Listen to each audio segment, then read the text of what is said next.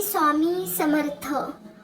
नमस्कार मित्रहो. घरात पैसा टिकत नसेल व आलेला पैसा खर्च होत असेल तर हा उपाय नक्की करून बघा. ह्या उपायाने घरात पैसाही टिकेल व पैशाचा आवाकही वाढेल. हा उपाय असा काही आहे.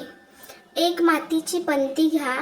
रात्री झोपण्यापूर्वी किचन साफ करून ओट्यावरती पंतीमध्ये कापूर, एक लवंग, शुद्ध गाईचे तूप असं मिळून ते जाळा व सकाळी उठल्यानंतर त्याची राख होते ती घराच्या बाहेर फेकून द्या. असं दररोज करा. ह्याने घरात पैसाही येईल व पैसाही टिकेल. जर दररोज जमत नसेल तर मंगळवार किंवा शनिवार हा उपाय नक्की करा.